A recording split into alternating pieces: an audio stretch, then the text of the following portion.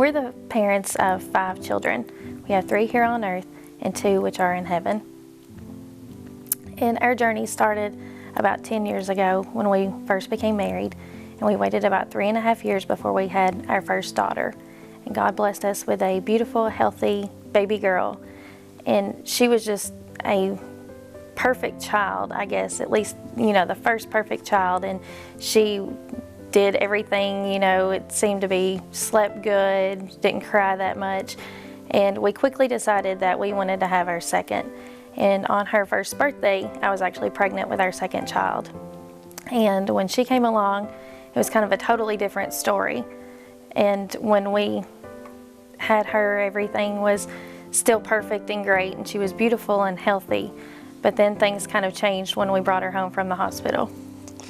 We walked in the door, and Aniston was crying, our oldest, and Madison was crying, and we just looked at each other and asked what we got ourselves into. But having babies just, very close together, just seemed to be a challenge. But David took Aniston for a nap, which is what she needed, and I fed Madison. And by the time that we all came back home, everything from then on out was pretty perfect. And about 9 months later, surprisingly, we became pregnant with our third child. And after telling all of our family and kind of getting used to the idea that we were expecting again, I began what I thought was a miscarriage. And we went to the hospital, and I had the blood work done, and we had to wait for about 3 days before we actually found out that we had lost our third child. And God felt the need to bless us with Adriana, who is our our fourth child. And she was perfect, she was healthy. We had 3 girls at home, and everything was just the way it should have been. And then we became pregnant with our 5th child. And from the very beginning, this pregnancy was different. Yeah. And we went for our checkups. Everything was fine. Heart rate was a little lower than the other girls had been, but nothing to be concerned with. Everything looked perfect. Everything, was perfectly healthy, and I was doing great. But we went for our 21-week ultrasound to find out what we were having. And we took the girls with us. It was kind of a little tradition to have, the other siblings there whenever we found out what the baby was. And the girls had taken a poll and, had everyone in the family tell if we were having a boy or a girl. And it was taking the ultrasound tech a lot longer to determine what this baby was. And, I've had ultrasound after ultrasound, and I knew this was you go in, you get your ultrasound done, you find out the gender, they check a few things, and you're out within 30 minutes.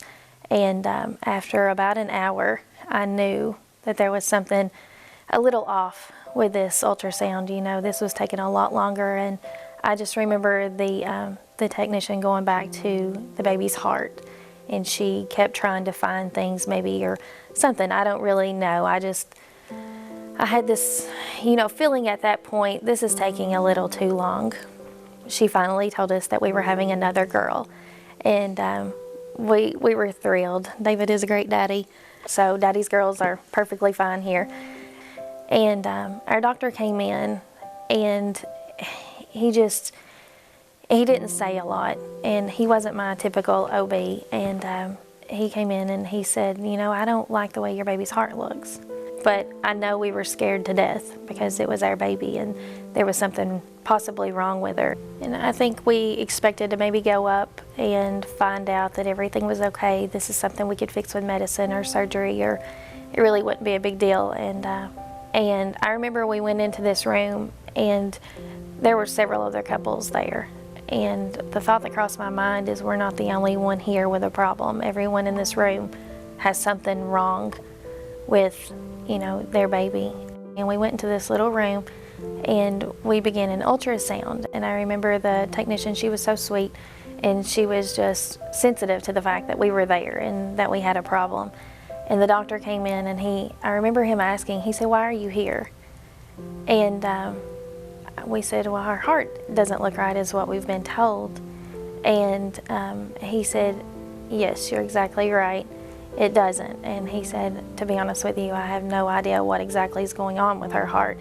I don't think he'd ever saw anything like it. He didn't have a name for it. He didn't have a reason. He didn't even know how bad it was at that point. And he said, and that's not all. And I think our hearts just stopped. I was not expecting that whatsoever, because all we had been told was her heart. And we were told that she only had one kidney, some fluid around her brain possibly just didn't look exactly right, nothing major there, that she had a double cleft palate. He said all of these things are signs of trisomy 13 or 18. And he said it could be Down syndrome, but I really don't think that's what it is. He said, I think it's, more severe than that. And, everybody wants a perfect, healthy child, but I think at that point we were just praying for Down syndrome. I mean, it meant life to us. Whatever, handicaps our child was going to face, we were ready to deal with that. We would love it. We, would just embrace it and go on. This baby would be part of our family. But the doctor, we left that day, and we'd made an appointment to come back later on, but the doctor told us that day that it was probably trisomy 13 or trisomy 18, and that our baby wasn't going to live. I remember, being absolutely devastated that we had found that out, but God gave me this unbelievable strength that day. I don't know where it came from. Other than God. I didn't have it within myself. Any mother who has just been told her child that she was carrying was probably not going to, have life. I was just devastated. And I know David was. And I remember, we kind of asked what come along with trisomy 13 or 18. And, he said you may have a little bit of time, but it's usually fatal. And I remember walking out and having to tell my dad, who was standing there, that his grandchild was not going to live, and us making phone calls all the way home. And I don't know how many times I had to tell that our baby was probably not going to live. But like I said, there was something inside of me that held me together when I don't know how else I could have stood other than God carrying me. He was with us that day. And I'm not necessarily a strong person, but in that day, there was strength from, I don't know, only God could give. They gave us no hope. Actually, after the first appointment, they pretty much gave us no hope that our baby was going to live. And as she was saying, you walk in with the fear that it's going to be one thing, and then you walk out wishing it was what you dreaded, because it's actually worse. And, after doing all of our research, trisomy 13, there was a 1 in 16,000 chance that your baby could have this. And I just remember thinking, wow, God chose us out of 16,000 people to give us this special child. How could you carry a baby who you knew was going to die? And why didn't we terminate? But, she was still alive. She was very much alive. She was a little soul. She had a beating heart that was perfect. And I couldn't imagine doing anything different than what we did that day. And I remember going and telling our girls that their little sister was probably not going to live. And that was a very difficult part of the day for me. They were great. They were, 4 and 6. I don't know how much they could really comprehend, but they were saddened. But I remember we decided we really needed to pick a name. The oldest, I think, said McKenna, and the middle one, Madison, she said Faith. And I thought, wow, what a perfect name, And it was, from then on, she was our Makenna Faith. Every night for a few weeks, as they cried and they wanted their sister, they wanted her to be healthy, they wanted to bring her home. Why can't we have her? Why can't, we all sing together. Why can't we play with her? Why can't she grow up? And I thought, this is their sister too, and this is their loss just like it's our loss. I just kept saying, God's got a plan, and even though she's sick now, God's going to heal her when she gets in heaven. She'll be perfect, and she'll have a new body. And after, the emotions, I think they realized, being as young as they were, that God had a bigger plan. And sometimes, I could look at them and they could say things that would lift me up. At the time, they told us that we probably wouldn't even make it full term. Yeah. I know every day, I don't think there was a single day that went by that the morning my eyes opened, I thought, is today going to be the day? And I thought, is today the day that our baby's going to come into this world? And, and she's also going to leave us. And I thought, I dreaded so many things. I dreaded maybe knowing that her little heart had stopped while she was inside of me, and that I wouldn't feel her move, or that would be the last kick that I felt, or, I dreaded it. When David would tell her that he loved her, she would always kick him. And it's just like, she was full of life then. She had a connection with us, and I was blessed to carry her inside of me. And I felt her, and and the closest thing he could feel was, just feeling my belly and feeling her kick and move. But, he still had that interaction with her, and there was this connection there between still the daddy and daughter connection that he had with the other girls. The other girls would sing to her and read her stories and just different things and talk to her constantly. I was always walking around with somebody with hands on my belly or talking to her. Or she was a granddaughter, she was a niece, she was a sister. And I think it was weird to see all of these people who were just devastated. You could just see the devastation on them. I don't think I ever imagined that this wouldn't just affect us. This would affect everyone else. And, for the 4 months that we knew that McKenna was sick, and my sister told me, she said, we were grieving because we didn't have her all the time. And David and I and the girls, we had her 24/7. We saw life, we saw movement, we experienced all of that. So we had life, and we embraced it. We cherished every moment. We went to every doctor's appointment. We heard the heartbeat. We were just tickled. For whatever reason, even though our lives were falling apart kind of right before our eyes, we still, we had life, and we were just going to cherish it and enjoy it, and that's all we knew to do. The entire time I had prayed, God, please don't make us choose the day our daughter is going to have to die. Please, just don't put that on us. And we were getting closer to the end, and our doctor, she said, we are going to have to induce you. So the date was set, and that was going to be on Thursday.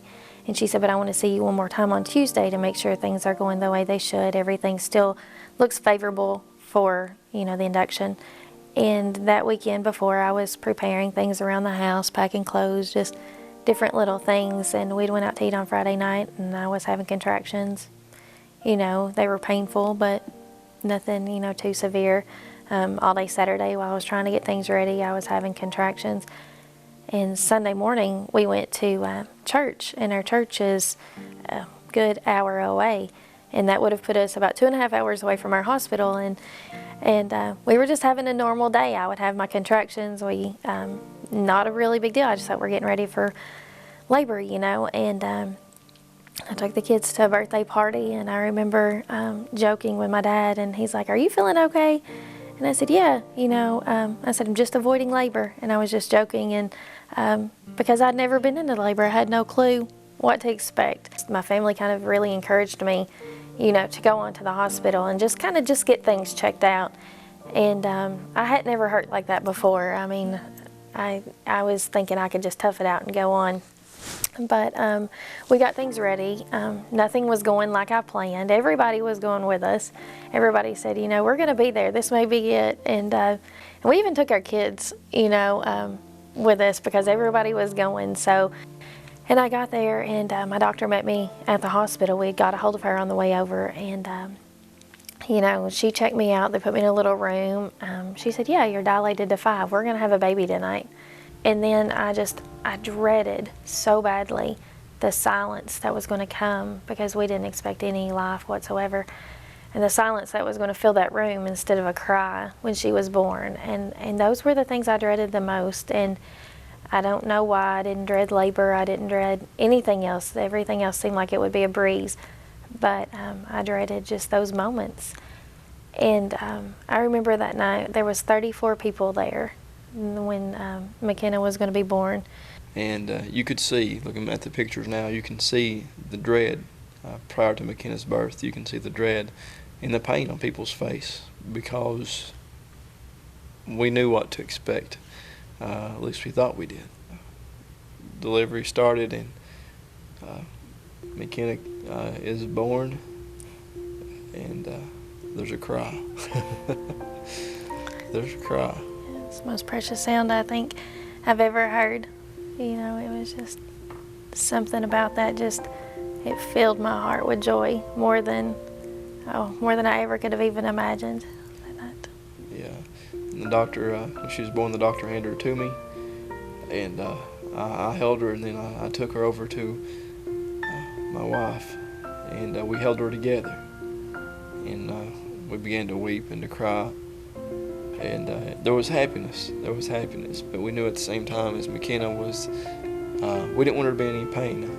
We didn't want that. We didn't want her to suffer. I never thought I'd get the chance to hold her while she was alive. I never thought I'd get the chance to hear her cry or anything like that. And then the pediatrician comes over and says, I want to check her. And then she checks her heart, and she gives us news we never expected.